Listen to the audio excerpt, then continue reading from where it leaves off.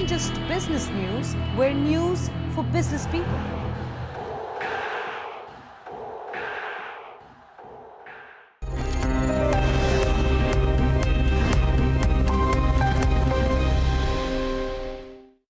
Hello, I'm delighted to be having this conversation with India's Chief Economic Advisor, Arvind Subramanian. Arvind, thank you for taking the time. Thanks for having me. Yeah. What I thought we'll do is we'll take a step back from some of the high-frequency economic indicators and talk a little bit about what I call the changes and the challenges in the Indian economy over the years. But given that we had the GDP release yesterday, it would be conspicuous if we don't talk about that. So let me begin with yesterday's GDP release. Manufacturing at 7% must have been heartening. Do you believe, or are you reassured that we've somewhat gone past the demonetization blues? See, I think that first of all, I mean, on the face of it, what is encouraging about this is that there were 5 quarters of deceleration. Correct. Remember, especially at a time when the world was accelerating, especially last 3 quarters. So that was the kind of the worrying part. So this seems to have arrested that deceleration. But as they say, one swallow does not a summer make. I think we have to be very watchful going forward. We have to see what the manufacturing numbers, are indicating, because actually what the numbers mean is that formal manufacturing is apparently growing at 9%. So we have to see, whether this will persist, whether it reflects, the fact that we've gone past, the twin policy experiments or not. I think we have to be watchful, cautiously kind of be hopeful that these trends will continue going forward, because I think the important thing is that, are we doing enough to, address our real challenges, which is, the twin balance sheet challenge, the lack of demand and all of that. And I think also on the external front, there's good news and bad news. Remember that the good news is that the world economy is picking up. Yeah. So I think there's been some improvement in export growth, which I think will help going forward. Yeah. But oil prices are also going up. So I think on the whole, I think on the face of it, it seems encouraging, but one swallow does not a summer make. And I called it the trend is right, the levels are perhaps not there yet. But, I actually do want to pick up on exports, since you mentioned that, and that's been a puzzle. There is certainly one school of economic thought in India, which is export growth has been so anemic, especially the last 2 quarters of global growth has been very, very robust. And in this context, the argument, or this school of thought argues that small and medium enterprises account for half of India's exports. There are perhaps supply chains are broken, and we may have a deeper supply side issue here than we recognize. Do you subscribe to that? See, I think there's been some confusion over the export numbers. I've been looking at them a little bit carefully, and if you look at manufacturing export growth in the last 3 months, it's been at about 9% in value, dollar value terms. When you do the smoothing and everything. Manufacturing exports. Okay. It's a bit down from the early part of the year, but 9% growth is still substantially greater than what we were doing for much of 15 and 16. Now, so in that sense, I think it's picked up. I think the question, what is not clear to me, and we're looking at the numbers, is have our exports grown commensurate with the pickup, as you said, in world trade volumes and the pickup in growth in many of the other countries as well? It's not clear to me. We're looking at the analysis, but it's not that exports haven't picked up from the trough of the 15 and 16. 15 and 16 exports were really, I think, export growth was very weak, and now they have picked up. Part of it, of course, is world demand, but your question about have supply chains broken? I think the jury is going to be out, because unless we get a good sense of how the rest of the world is doing. Also, we're doing some analysis for the survey to see, in fact, whether exports have been affected by the twin experiments that we had or not. Both demonetization and GST. So we're going to look into that a bit more carefully. And so until we finish that, I still would like to reserve judgment on that. Then what about imports? I mean, imports been very strong. See, I think the supply chain broken story is for both exports and imports. Correct. That's why I asked the exactly. question, So it was true that import growth was very rapid. Yeah. But in the latest few months, non-oil, non-gold. Yeah, exactly. I'm talking only non-oil, non-gold. Exactly. So the argument was that there's been a negative supply shock, which has affected both manufacturing exports and domestic production competing with manufacturing imports as well. Again, we're looking at these things exactly as we speak, and reserve judgment. But on the import numbers too, the latest numbers show a marked deceleration relative to earlier. Right. So let's see what is due to what. Okay. And I know you've been on record saying our potential is 8 to 8.5. We should not be satisfied with anything less. But you've also cautioned about real incomes in the agriculture sector. And agriculture GVA was again anemic as yesterday's numbers. Yeah. And I know I heard you yesterday about terms of trade there. But what is your prognosis for real incomes in agriculture? See, I think that in the economic survey that we put out in July, we saw very clearly that for the cereals, real incomes had been relatively constant, because I think for the MSP, I think support this, puts a floor on prices. But for the other crops, all the other crops like cereals, pulses, the oil seeds, and the vegetables, many of the vegetables, we saw that prices had declined quite substantially. Now, to me, the puzzle there was that normally when you have a positive supply shock, prices do come down, but they don't come down so much as to reduce incomes. Okay, so that's what had happened when we looked at the data in July. Now, since then, there's been another twist, that for the non-perishables, oil seeds and pulses, prices had been low, remained low. But for the perishables like onions and tomatoes, the prices have spiked enormously. Right. And unseasonally as well. Yes. Yeah. Normally in the winter they actually come down. So my sense is that agricultural incomes are under stress. Okay. Yeah. And that is why the government, about a couple of weeks ago, we imposed some tariffs on oil seeds and pulses to shore up farm prices and therefore farm incomes. So this year, so the question is that why has it been that this year, normally positive supply shocks are associated with positive income shocks. Correct, but this year that's been different. Why that is the case, I think needs much more investigation. Okay, but you're not specifically worried about private consumption in the backdrop of stagnant real incomes in the agriculture sector? See, I think at some point, I think it is going to be, was going to be an issue, but remember that part of that is going to be offset by the loan waivers. So, right? See, about 18 months ago, we were quite worried that even if agricultural incomes went up, the indebtedness you would deleverage, so to speak, and therefore consumption wouldn't pick up. But to some extent, that's been addressed by the loan waivers.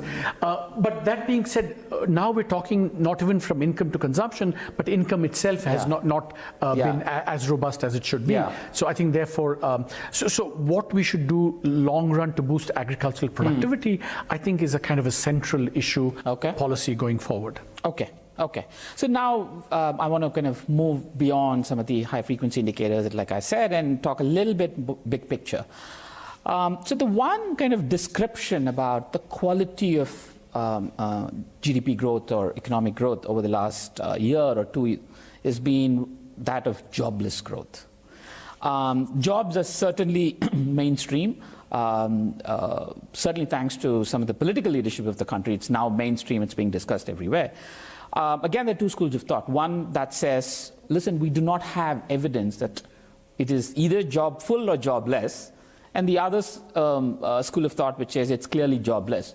Which school do you belong to? Yeah, I honestly belong to the former school because I haven't actually, I've looked at all the data, and there are so many problems with all the data sources.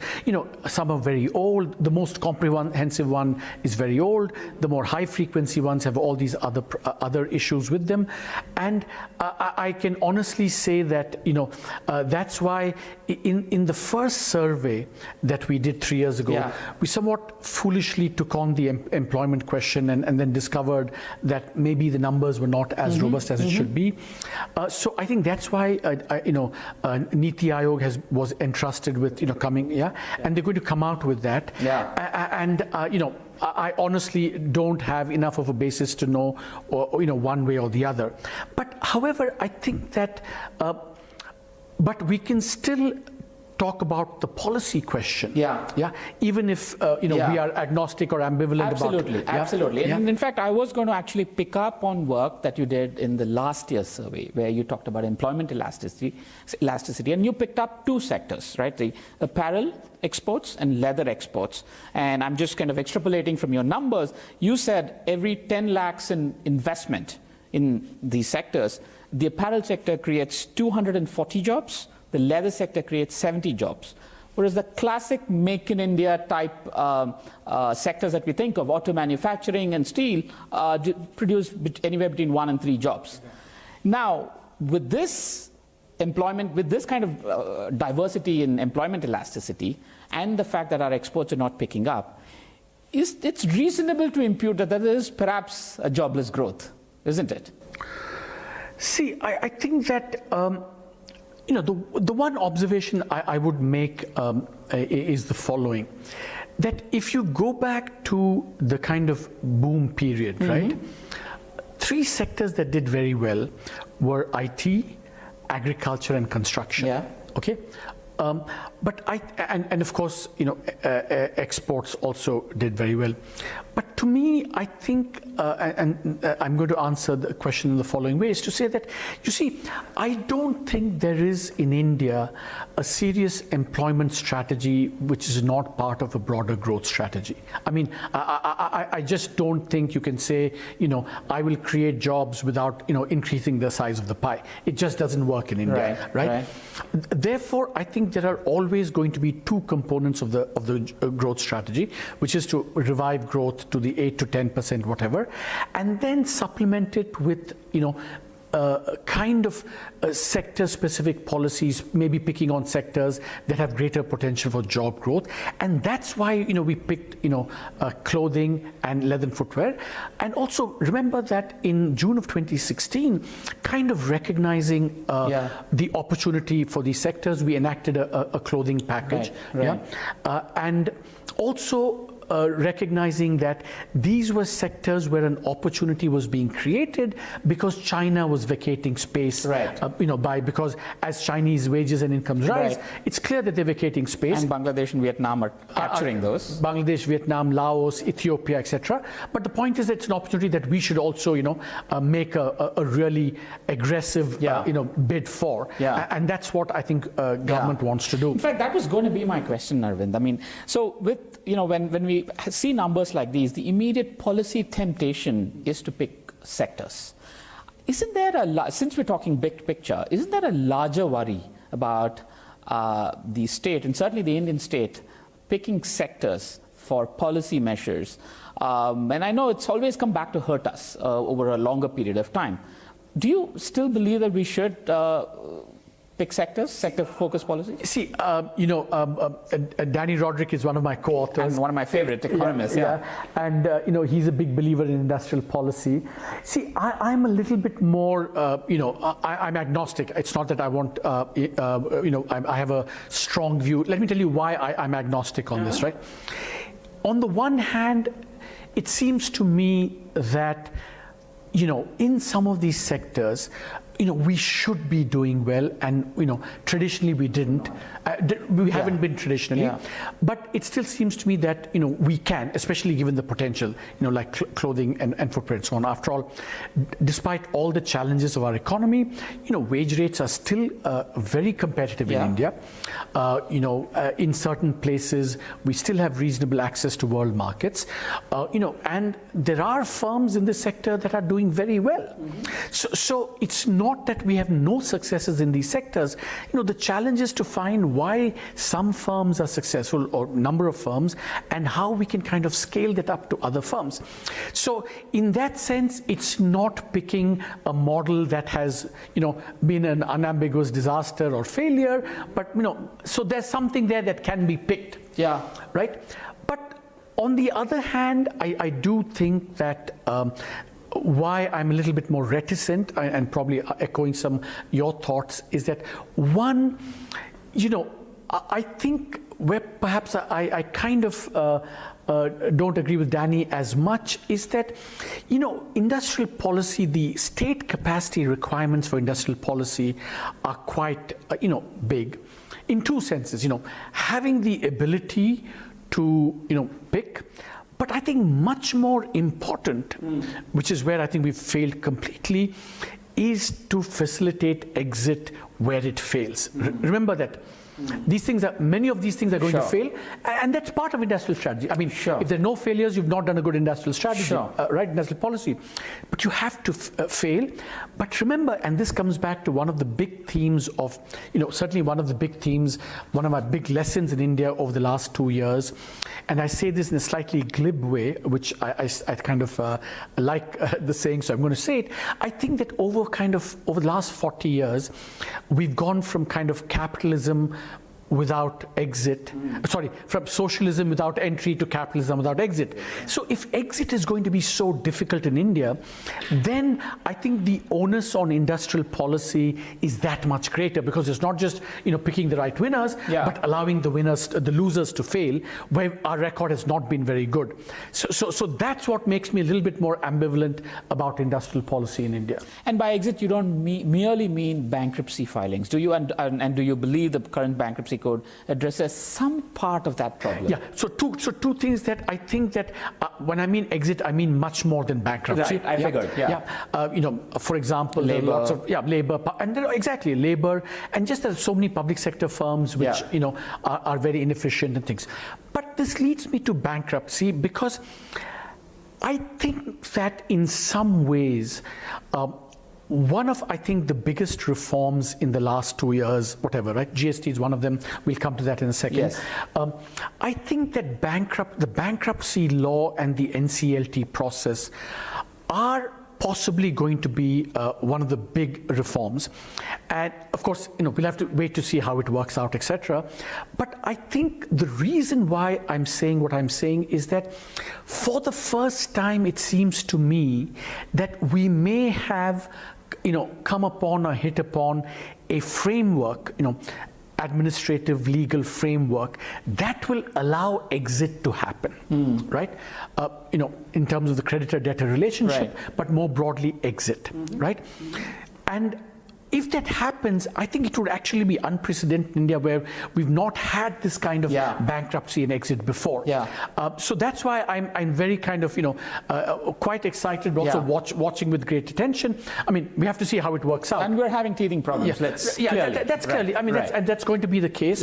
But if we can get some successes in the NCLT process, then it would be quite interesting and unique in India, because we've had BIFR Air India, the public sector banks, the fertilizer firms, all of these things, lots of agricultural policies from which we've not been able to exit. But here for the first time, it's possible. And if you can get some early successes, prominent successes, I think then that would be, I think, quite a landmark achievement if this were to happen. Sure. Yeah. And, so that brings me to another kind of big narrative around formalization. I mean, I think we've started hearing this term about formalization of India's economy. And when we talk about, say, apparel exports or leather exports, a large part of these two sectors, or not just these, a large part of India's sectors are what we call informal in the Indian context. Correct. And there's this big narrative about formalization. I mean, let's first define formalization. What, in your view, is formalization? Bringing them into the tax bracket? Is that what it is? See, I think it's formalization a little bit in the eyes of the definer and the beholder, right? I think there could be at least, 2 or 3 versions of this, right? One, you bring them into the tax net, okay? Second, that's on the point of view of the firms. Yeah. Next, from the point of view of the employees, you bring them formal as in they get some of the social security protections that they would otherwise not have. A third definition could be that firms, individuals rely less on cash and more on, non-cash digital forms of payment. Sure. Yeah. So all of these, I think, come under the rubric of what one might call formalization. Okay. Then in that context, there's again a big school of thought that says a lot of these informal firms exist and are viable only when they are informal. If we have to either coerce them to be more formal or we undergo a process of formalization, do you believe this can actually be a smooth transition given the size and the importance of this sector for India? Yeah, I think that, I think it's a very good question. I think that we have to, recognize that formalization will have clearly long-term benefits, but there will be transitional costs from formalization. I think we have to accept that. And I think the focus of policy should be how do we, help those who are going to be, part of these transitional costs of formalization. Take the GST, for example, right? And I'm going to come to that. Yeah. Just take the GST as an example. I think that in the case of the GST, perhaps the brunt of this kind of this exact phenomenon that you're describing arises for those firms. Look, there are firms that what we call sell finally to the consumer, right? I think we've made it quite easy for them, the B2C firms. We made this very, but I think the biggest kind of challenges are faced by those small firms. Right. Who sell to bigger firms, right? Absolutely. And the bigger firms will not countenance because if then you just have to you just have to kind of go out of business. So I think that's where the challenge is. Clearly. And I think what government policy is going to be going forward for them, one is that we have to make sure that the compliance burdens for them are really very minimal, and that's why a committee has been set up in Guwahati to make sure that happens.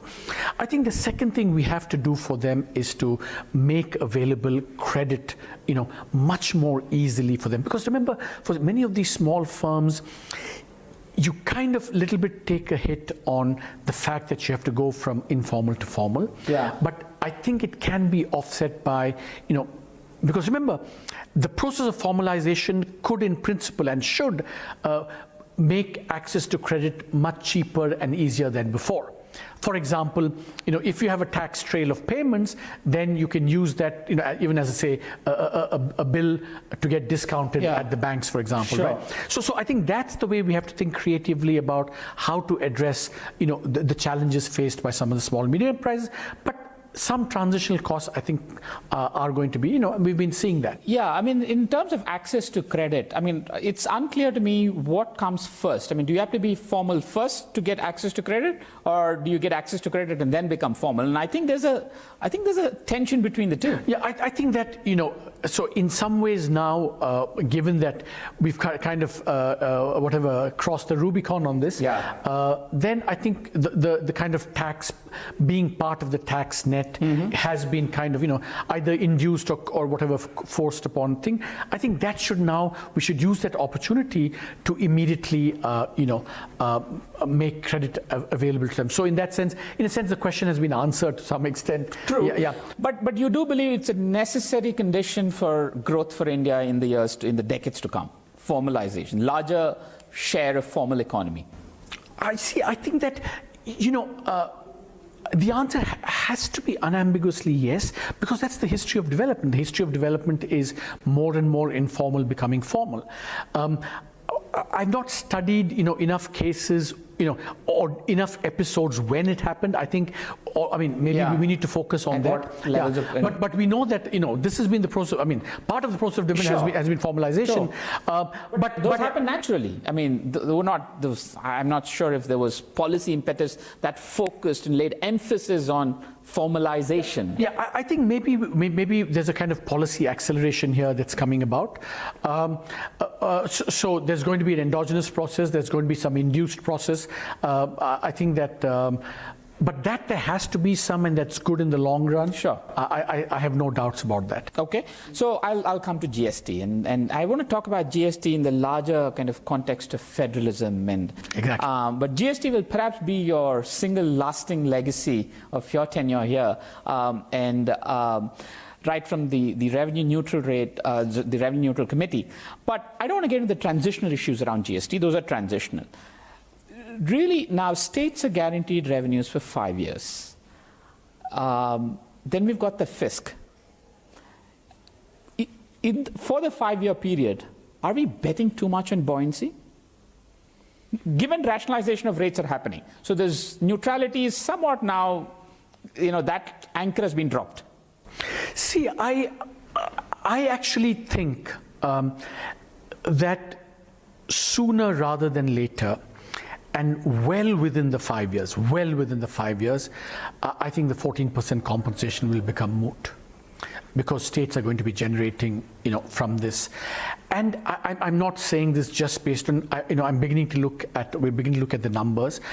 I think that a combination of a much bigger base and a better compliance will, and this is a kind of wager that I will happily take with you. Yeah, in fact, as I said, sooner rather than later, well within the 5 years, the 14% is going to become moot. So not year one, but clearly, some between year 2 and 3. Essentially, you're saying we're going to be exceeding targets. I mean, our revenue expectations. Yeah, I think it's going to be, beyond revenue neutral after a period of time. Yeah, I am saying that. Well within the 5 years. Well within the 5 years. Okay, I think I'm prepared to accept that, actually, Avijay. But that's actually because there are questions around fisc, especially with oil going up and GST and all of those things. That's again short term, and I agree. We're talking more about the 2 to 5 year horizon. Absolutely. Yeah. Now I want to come to the other issue that you and I have been talking about, which is divergence and convergence. And but Praveen, just one, since you began this with the cooperative federalism aspect of it, I think it is worth emphasizing, and I think in some ways I would argue that the dimension of GST reform that is arguably as big as the tax reform part is just as maybe in the bankruptcy, perhaps we've kind of come upon a structure that, possibly could work on exit and bankruptcy. I think that in the GST process and the council, we have maybe created perhaps the first credible, effective institution of cooperative federalism Sure. in India. And I think that's worth thinking about because... Absolutely, absolutely. In fact, I have written saying I kind of compare it to the Constituent Assembly. I don't know enough to whether I would go that far, but I do, see, because look at it slightly, because you wanted to think big picture, right? See, look at this moment on this cooperative federalism and this moment internationally, right? I think if you look at Brexit and US, it's the opposite phenomenon of turning inward. Correct. Whereas this has been a kind of let's pool sovereignty and stuff. And what's remarkable has been that every decision has been taken by consensus within the GST Council. And see, the thing is that I'm a big believer, as you know, and this is probably the book that I want to write when I leave, is that I think there are the early stages of the creation of states or institutions are very important for creating a kind of the values and norms, etc. Right? I think the empowered committee that preceded the GST Council had some of that same kind of cooperative federalism thing, and I think that's kind of carried over into the GST Council. So I think as an experiment in cooperative federalism, I'm very excited by this. And also I think this is, and maybe we'll come to that later, this is the model, I think, for other sectors and other areas of policy reform I was as going well. to come to that. Okay. But precisely, I wanted to bring in divergence in the context of GST and cooperative federalism. Because my view on that is, first, I think we both agree that India is diverging and it's an outlier and it's puzzling. And I call it the 3-3-3 phenomenon, where the 3 richest states are 3 times richer than the 3 poorer states among the large states, and this is the highest in independent India's history. So we've got economic divergence. To top that, India is perhaps the only large federal nation that has political divergence, political diversity. We've got large states that are largely governed by regional political parties that perhaps don't have as much of an incentive to be in that council, GST council, and agree to various things that perhaps is in the interest of the larger good. So when you have very rich states, very poor states with political divergence sitting across a table and trying to decide tax rates for everything from smartphones to food items, are you still optimistic that this would work? See, the first point is that while we agree on this divergence, what a spatial regional divergence, I think we should just, so that we don't succumb, in a sense, offset the default Piketty temptation, which we have to stress, is that absolute levels are still rising. Just to make that clear. So absolute levels are rising, but there's some are growing faster. The richer ones are growing faster. So it's relative income diversion. Just to make that clear. But I think you raise a very good question. And firstly, I don't know that whether other countries, the political divergence among states, maybe that's a very insightful observation. But yes, because there is political diversity, and it's something that the finance minister has also said, that when you have more regional parties, then you have more regional concerns, and therefore cooperative federalism is kind of a little bit more difficult to work with. I think that the counter to that perhaps is that we still have a few national parties, which I think, but it's not bad. Two. Some would say just one. But let's see. But I think so. I would worry when we had no national parties, and then but we still have 2, and I think that remember that this kind of exercise is going to coexist also with competitive federalism. So we're going to see that some of that political divergence manifesting itself in competitive federalism, but I think there's enough good sense to prevail to also have cooperative federalism. Now let me make the link between the two in the context of the GST itself, right? That if you think about it, what is nice about this competitive federalism is it actually checks undesirable, this cooperative federalism, GSC, checks undesirable competitive federalism, because you don't want states to be competing based on tax rates and things and exemptions and race to the bottom. So in a sense, you want to force competitive federalism into areas where you should be competing, like offering better conditions, more accessible and stable power, and all of these things. So I think that balance between competitive and cooperative is very good. But your question is still open. I would just say that so far we've made it work in this sector. Let's see how kind of things pans out. But it's true that if we kind of if power really disperses like that, and you only have or have a predominant of regional parties, then how do you kind of keep cooperative? That's an open question. Let's see how it goes. Yeah, and I think that is something that I've always felt has not been kind of taken into account adequately when we talk about federalism from a policy perspective, the political diversity of India, especially among the large states. I mean, 4 states account for half of all sales taxes in this country. I mean, the interstate trade. And out of these 4 states, almost all of them are governed by regional parties. In some governed or regional parties are very dominant. So that was my larger point about. See, but remember in this instance, remember that it's a very good point you've made.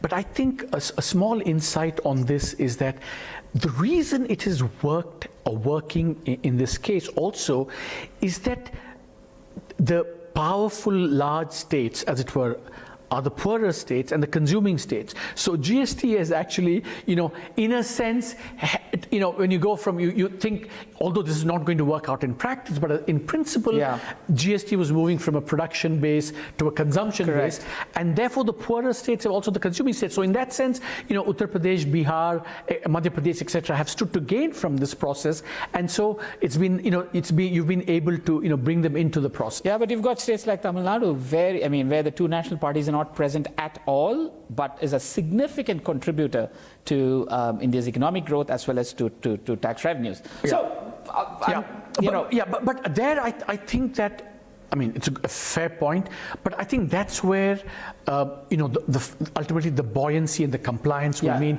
it can be win-win for everyone, even for those. And actually, we're beginning to see that in the data. You will see, for example, one thing you will see, going back to a kind of minor second wager that we can have, is that those states that feared the most that they would lose, the net exporting states, those are the people who will be out of the compensation net the quickest, I think. Because of service taxes?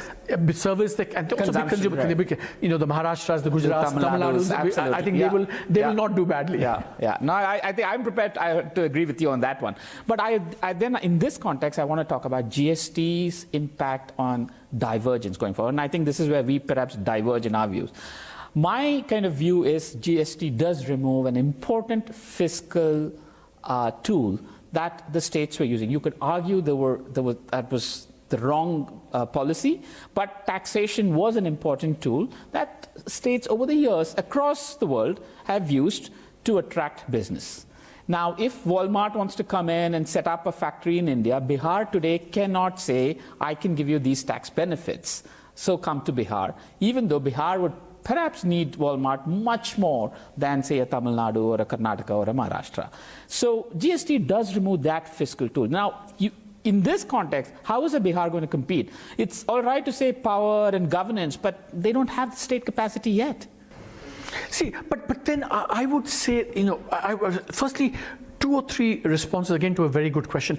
One is just that, again, I know this is not directly addressing your point, but I think it should be clarified in this context, is remember that states still retain the power to tax on alcohol and petroleum and electricity and others, right? So in some ways, I think still 40 to 50% of revenues do come from that.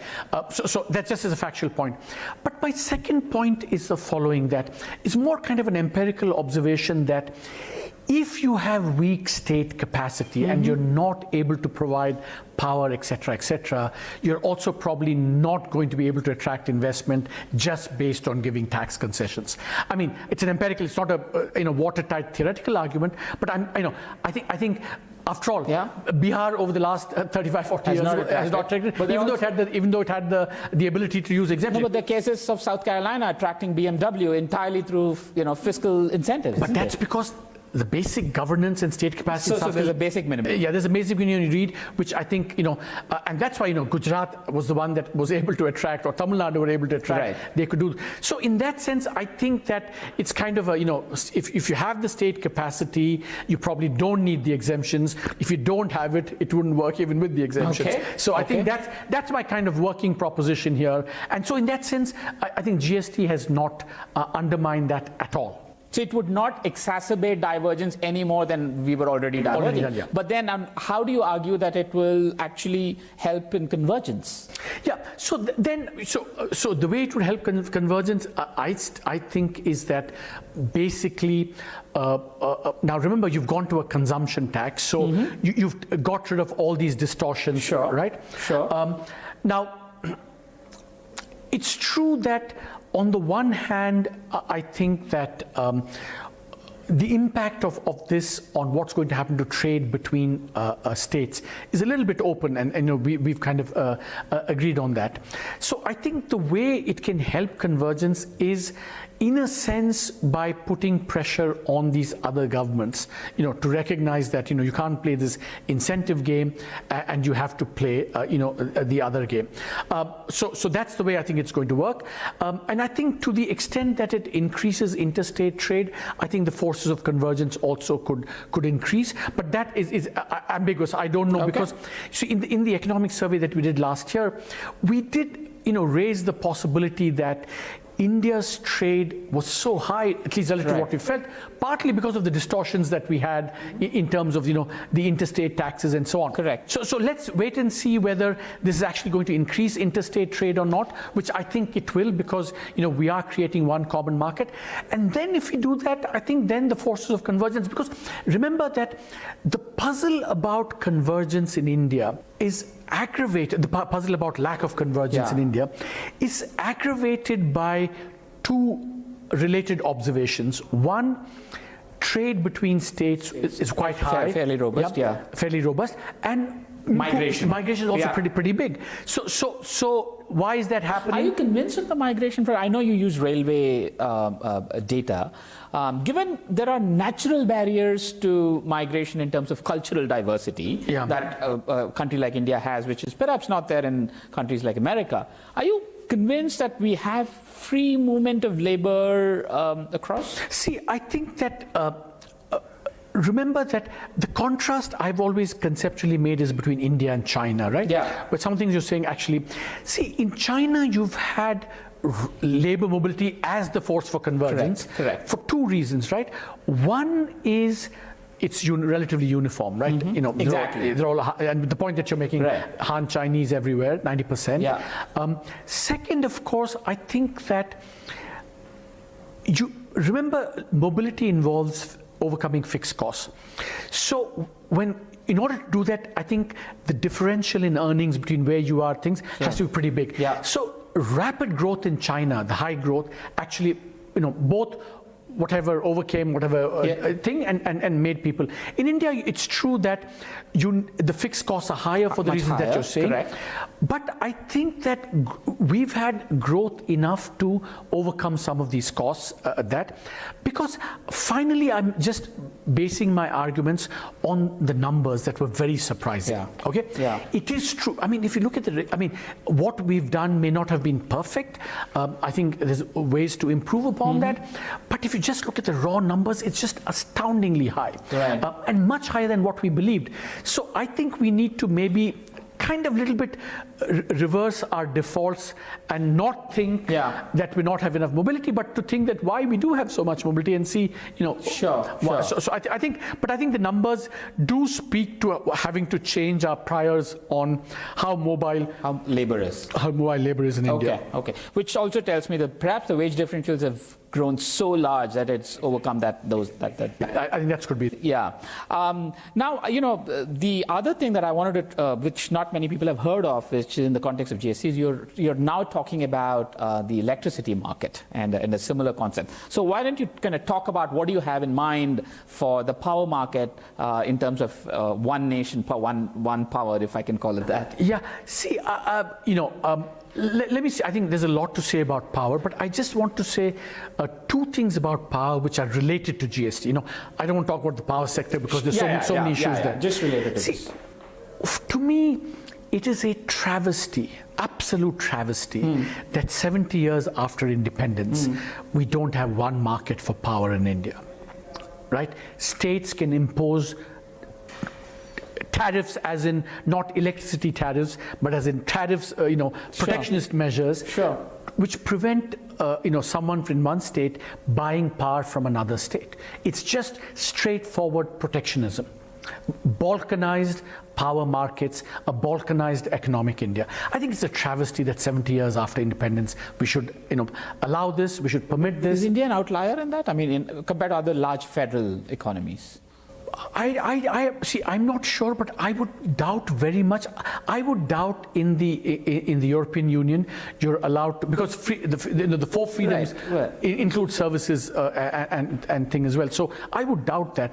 And in any case, I think that we should not. There's a principle here. One economic market. I think we should have that. But the other thing is that these, the impediments to this, i.e. the tariffs that we imposed, actually sustain indefensible policies in the states. Because remember, you don't want to allow firms to buy, you have a free market in power, because that's the way you protect your base in a country, and you sustain this subsidization and cross-subsidization that happens. So I think that's one observation. The second observation is that it seems to me that we can talk a lot about what needs to be done, but there is a question of how do you make it happen? It's very easy to say reform, tell the state governments to reform. They haven't done that for a long time, right? But is there a role for the center in actually using sticks and carrots and the framework of cooperative federalism to bring this about? And those are the two GST parallels that I see with power. Now I want to move on to taxation and taxation structure in our in the country. The general argument now, there's certainly been a loud rhetoric around black money, and kind of the argument goes like this: 3% of Indians pay taxes. So economic survey said 7 voters out of 100 pay taxes, whereas the US has 70, and hence there are a lot of people dodging taxes, and hence we have a large black economy. Now I want to put that in context where our per capita income is about 1 lakh rupees. Our income tax exemption threshold is 2.5 lakhs. 2.5 times the per capita income. The OECD average is 0.5. We are 5 times the world average in terms of income tax exemption threshold. Given inequality, in any statistical distribution will immediately tell us there are not a lot of people who are going to be earning 2.5 times the average income. So, I mean, are we perhaps misplaced in this whole narrative about, sure, I don't mean to say there are no tax dodgers. Sure, there are people who are not. But surely 3% can't be 30%. I mean, the difference can't be that 30% of Indians ought to pay taxes and only 3%, given where our numbers are. And to give you some more historical numbers, in the last 20 years, income tax exemption threshold has gone up 6 times. Nominal per capita incomes have gone up 3 times. Exemption thresholds are growing faster than nominal incomes. We are bound to have more and more people not pay. But here, I thought we were going to begin by being on the opposite side, but suddenly I realized you were exactly on the same side. Okay. You see, if you, this is, I don't want to sound kind of trumpeting the survey, but in fact, in not the 2017 survey, but the 2016 survey, we had a chart showing exactly that China and India and the exemptions. You see, I think what you've said is a very good point, but here's what I think makes it kind of doubly unfortunate, right? The Chinese strategy was fix a low exemption threshold and then do nothing. And the do nothing actually is what increases the tax net, because nominal incomes grow and people come into the tax net. I think we have, erred in that very seriously, and I don't think we're going to err on that again. You see, because the best reform is when you have to do nothing. I think that's kind of the Narasimha Rao probably principle of reform, where the status quo is reform. Sure. Seldom do you get that opportunity, and I think we should do that. And I think at least, because it's going to be, actually reducing the threshold is going to be politically tough. So difficult.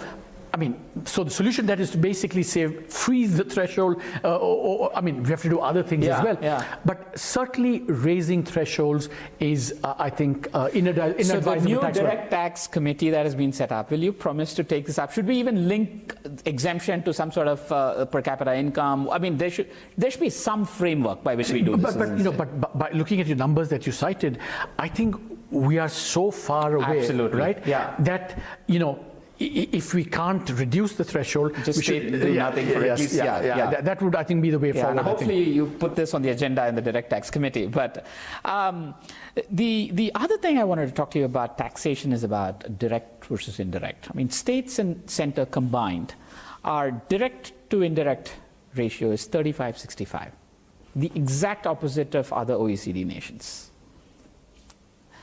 We all know the indirect taxes are regressive, hurts the poor more than the rich, but there is so much emphasis, and I understand it's easier to collect. I understand administrative efficiency of indirect taxes, but surely that can't be the reason for us to have such a skewed ratio, and I don't see this being debated or something to be done to correct this skew. See, I think that firstly, I'm very sympathetic to what you're saying, but for a slightly different reason, right? My own view, and based on all the research that I've done on economic development, is that we know that it's taxation that's the glue to institutional development, and direct taxation, where people feel that they're actually contributing. And it's progressive, And if you look at the history of Western economic development as well, I think early on in the United States you had actually land taxation financing the infrastructure development. Then you had the income tax, and then of course you had the welfare state based and the wars leading to more of that. You see, I think that, but one lesson I draw from that is that in advanced countries, it's some of these major shocks that have led to huge increases in income and social security taxation as well. We've not suffered this shock, so I think it's that way. It's a little bit more difficult to do, but I firmly believe that you have to build that link between center and state, between the citizen and state via income taxation. So I think we should do more. But let me give you kind of a new dimension on this, which I've been thinking about the last few months and weeks on this. So the question is, how do you do that? It's a political economy question, right? How do you do that? Now, here's for me the thought I want to leave you with, and maybe you've thought about this more than I have, that we are into more and more devolution, right? Of expenditure and also tax powers. Right? But I think that in India, the closer you are to the people, the more difficult it is for you to tax them. Yeah, and that's why you take an alibi. No, it's not alibi. No, it's not alibi. No, I'm not saying it as alibi at all. But think about it this way: property taxes. Under as and we all know, underuse. I suspect that the third tier. Even the Panchayati Raj institutions are probably actually raising very little money relative to what they could. So here's the dilemma, right? That we think that income taxation is very important. Then, if you start devolving more powers, and the closer you are, the more difficult it is to raise, then you're in this structural problem. You're devolving expenditure responsibilities, and you're not going to get taxation there. Right. So what do you do? And I think that's kind of the bigger long-term thing that we need to think about. That's a fascinating thought, Arvind. I realize you just flipped the entire idea of taxation without representation in some sense. Yeah, exactly. Right? And essentially what I hear you say is maybe it's a good thing that states in India don't have powers for direct taxes. I mean, income taxes, they don't levy income tax. Yeah, exactly. Right? But see, but then the problem is that if you give them expenditure responsibilities and they don't tax, then there's a structural mismatch. The accountability will break down. Absolutely. Right? So this is the kind of the dilemma for us, right? Because what that suggests is that it's going to be easier to tax the further away you are from the people in the income tax. Therefore, the center is actually going to be able to tax more, relatively speaking, than the more devolved fiscal centers, as it were. So I think it's a kind of long-run dilemma, which I think nobody has really kind of thought about in India, because I think my broader point, and something I've made in my writings on India, is that we've always seen accountability from the expenditure side. We've never seen accountability from the taxation, especially direct taxation side. And that's, I think, something that needs to permeate much more of our political and fiscal discussions on India. And this is something we're going to raise in the next survey, by the way. Excellent.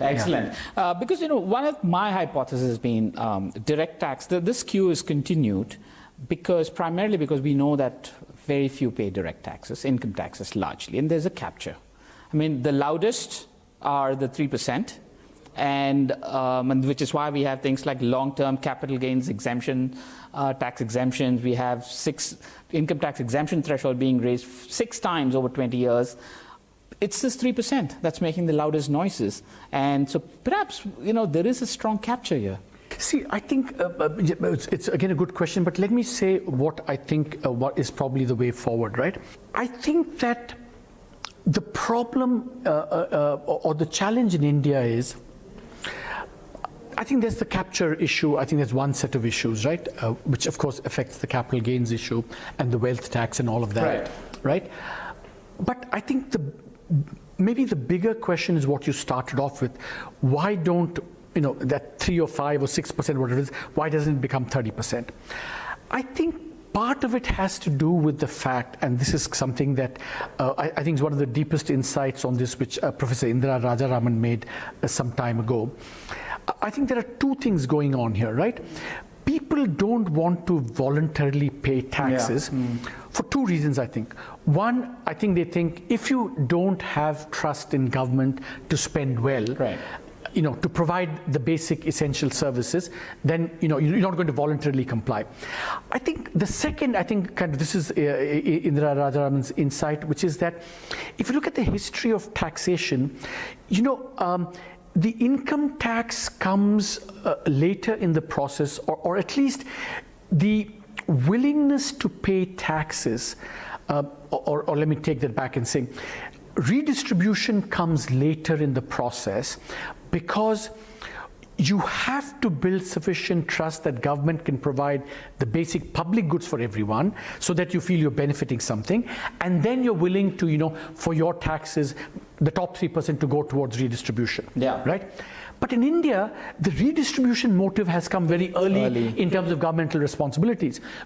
I think this is part of what I would call the broader democracy tax in India, right? That if you become what I call the precocious development model, you become you have to redistribute early on in the process. You have to redistribute at a time when you don't have the state capacity to actually redistribute well. Right? So it creates a kind of vicious cycle, right? That you have to redistribute, but then if you redistribute early, you haven't provided public service, so the people are not willing to pay taxes. Inefficient redistribution. And you get inefficient redistribution. So I think that is, the bigger kind of political economy challenge for India going forward. And that actually brings me to perhaps my last a question about inequality. And Dr. Manmohan Singh, in a recent interview with me, when I asked him, what is the thing that worries you the most? And he said, really, it's inequality. And we talked about regional divergence. And one of the findings of my research is actually the break point has been 1990. Actually, India, the large states, the 12 large states, which is what I used for my methodology, were converging up until then. From 65 to 90, they were converging, and you can see a clear break. Now, I am not implying anything here. I'm merely making an observation. And when he said inequality, and by inequality, he meant now individual inequality, income inequality. Correct. And the recent Piketty has done Piketty and Chancel and all of this, right? Yeah. We talked about redistribution, how the state's been states thought about redistribution, but clearly it's not worked because inequality, if you believe Piketty, and I actually, despite his methodological issues, I actually think the broad point is right. So do you worry as much about inequality? And if you do, should we at all? I think all of us should, certainly what I worry about the most is which is both, so in diagnosis it's slightly different from what you just said, but in prescription I think it would actually address that. You see, I think that India's now really fundamental challenge, especially as you head into the uncertain world ahead, technology, all this, is that I think health and education for all has to be now one of the biggest challenges, because I think that I call this India's founding original sin, that we've neglected health and I mean basic health and basic primary and secondary education. We could talk about higher education later, but that neglect, I think, both intrinsically, of course, there's a problem, because I think no society should have people who don't have the basics, but also it ill prepares you for the labor market of the future. The labor market of the future requires adaptability. It's not content, but flexibility, adaptability, the capacity to learn continually. And if you're not reasonably healthy and reasonably basically educated, I think you're going to be completely unprepared for that. So both for intrinsic and the instrumental demands of a new labor market going forward, I think this providing basic health and education to all must be, I think, everyone's worry. And the fact that we've neglected this historically must, I think, because once you do that, you also then, after all, what can you do to address inequality? Because remember on inequality can come about because market incomes are unequal, and then redistribution can make it less or more equal, right? Health and education is going to address the basic, market incomes being less unequal. Sure. And I think that's what I think we need to focus on, because in any case, post-tax, post-market income, we're not going to be terribly good at for a long time, because weak state capacity, inefficient redistribution. So I think just health and education is what will both address the inequality thing, prepare us for the future, intrinsically very important, and address the problem of market outcomes, as it were, how equal market outcomes can be. So the state should not kind of burden itself in addressing income inequality as a policy goal, but address more. Exactly. Given democracy, the democracy tax that you talked about, is that viable? It's very hard for. Yeah, I think they're both difficult. I think both are difficult, but I think that in this case, I just think we have to go on mission mode, kind of war mode, to kind of accomplish this. See, I think maybe this is a very important subject. I hope I'm not we're not carrying on too much about this. No. But I think that on health and education, let me tell you why I think you're right. It's a very difficult task, and I don't have a solution to this. Is that one of the amazing things I think about India over the last 70, 80 years, independent India, is this neglect of health and education. Why has that not been politically costly? Why hasn't democratic politics thrown up opportunity in creating health? Because after all, remember, the numbers are huge. If politician can go and say, I have educated all the children in the state. Or I provided hospitals, Or hospitals, vote for me. Absolutely. Why doesn't that resonate? Why does it, I've built a road, resonate more? So, and I don't know the answer to that question. I have a hunch. I also have a hunch. We can compare hunches. Okay, I think it's the first past the post electoral system. I think the math there just makes it so much easier to get past the post without having to do any of the hard work. See, I don't know enough about electoral systems, so that could be one. My sense is that, and this is a slightly harsh verdict on Indian society as a whole, that if you look around the world, right, historical experiences, especially Myron Weiner has a great book on this, child in India and things. If you look around the world, I think universal primary education, universal health, I think the church had a lot to do with it in Western Europe. And I think it flows from a societal commitment to equality as an ethic. If you're a very hierarchical society like India is, and that ethic of equality is not etched in our DNA, and you can argue whether it's not. I mean, I think we'd all admit that hierarchy is kind of etched in our DNA. It is, yeah. Then I think that is probably is what made this neglect of education and health perpetuate itself. And I think we have to re-examine this collectively. So social values in sense. Notion of karma, for example, exactly. Just accepting, and hierarchy, the privileged, I mean, it's a way of it's perpetuating privilege, right? If you deny access, that's a kind of slightly cynical interpretation, but I think there is something to the fact that the core ethic of equality that says that everyone should have the right to health and education and be healthy and educated.